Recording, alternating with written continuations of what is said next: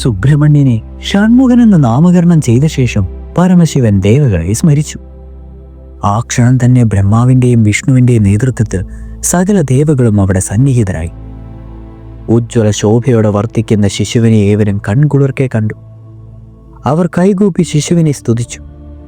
അനന്തരം ദേവകൾ പരമശിവനോട് അഭ്യർത്ഥിച്ചു, മഹാദേവ, നമുക്ക് അക്ഷയമായ ഓജസാ തീർത്ഥത്തിലേക്ക് യാത്രയാകാം.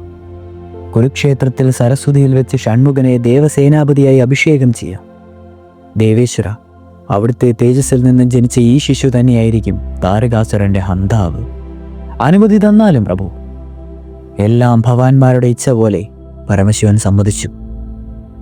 ഏവരും കൂടി ശിശുവുമായി ഓജസ തീർത്ഥത്തിലേക്ക് എഴുന്നള്ളി. അനന്തരം 7 സമുദ്രങ്ങളിലെയും പുണ്യനദികളിലെയും ജലം നിറച്ചതും വനൌഷാദികൾ അടങ്ങിയതുമായ കനക കൗശലങ്ങളായ ശിവൻ, വിഷ്ണു ആദിയായവർ സുബ്രഹ്മണ്യനെ ദേവസേനാപതിയായി അഭിഷേകം ചെയ്തു.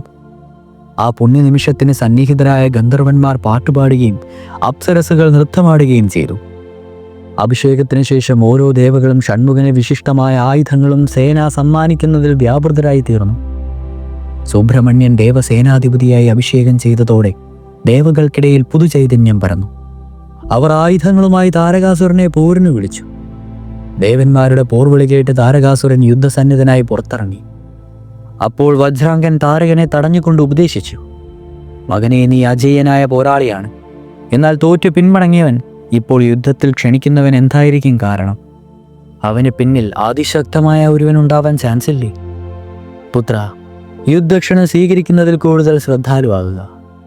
പിതാവേ, അവിടെ നിന്ന് എന്നോടുള്ള സ്നേഹാധിക്യമാണ് ഇത്തരം ആശങ്കയ്ക്ക് ഇടവരുത്തുന്നത്. പോർവിളി കേട്ടിട്ടും അന്തപുരത്തിൽ വസിക്കുന്നത് യോദ്ധാക്കൾക്ക് ചേർന്നതാണോ?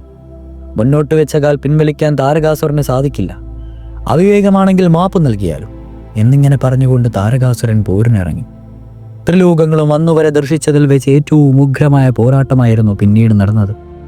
ജനിച്ച ദിവസങ്ങൾ മാത്രം പ്രായമുള്ള സുബ്രഹ്മണ്യൻ ഒരു തികഞ്ഞ യോദ്ധാവിനെ വെല്ലുന്ന നൈപുണ്യത്തോടെ അസുരപ്പടയെ ദഹിപ്പിച്ചുകൊണ്ട് മുന്നേറി. ദേവകളും അസുരന്മാരുമായി യുദ്ധപാടവത്തിൽ അതിശയം കൂറിപ്പോയി.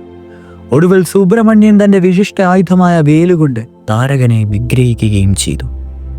അടുത്തത് സുബ്രഹ്മണ്യന്റെ ബ്രഹ്മചാര്യ വ്രതമാണ്. തുടരും.